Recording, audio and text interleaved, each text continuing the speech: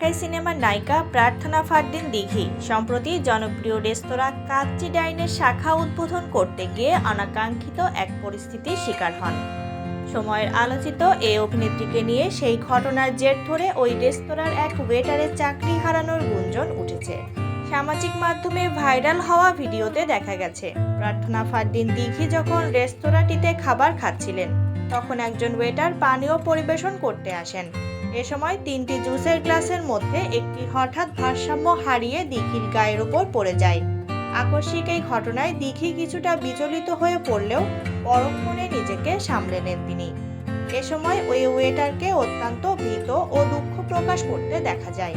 তাৎক্ষণিকভাবে রেস্তোরাঁয় অন্য কর্মীরা এসে দিঘির পোশাক ও হাত পরিষ্কার করে দেন।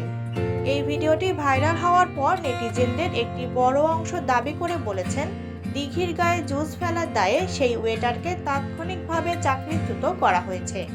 এক নেটিজেন জানিয়েছেন, একজন আমন্ত্রিত তারকার সঙ্গে এমন অপেশাদার আচরণ রেস্তোরাঁ কর্তৃপক্ষ সহজভাবে নেয়নি। মালিকপক্ষ ক্ষুব্ধ হয়ে তাকে ছাঁটাই করেছে। এ বিষয়ে একটি গণমাধ্যম বিস্তারিত জানতে সংশ্লিষ্ট রেস্তোরাঁটিতে যোগাযোগ করা হলে সেখানকার দায়িত্বরত এক কর্মকর্তা প্রসঙ্গটি এড়িয়ে ফোনটি কেটে দেন।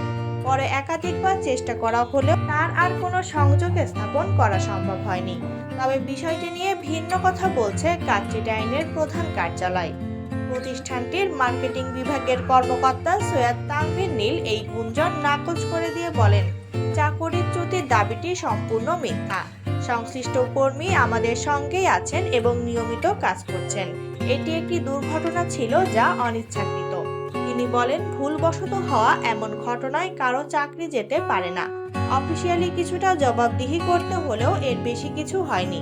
আমরা এই অনাকাঙ্ক্ষিত ঘটনার জন্য অভিনেত্রীর কাছেও দুঃখ প্রকাশ করেছি। এ বিষয়ে দিঘির অবস্থান জানতে তার ফোনে একাধিকবার যোগাযোগের চেষ্টা করা হলেও তাকে পাওয়া যায়নি।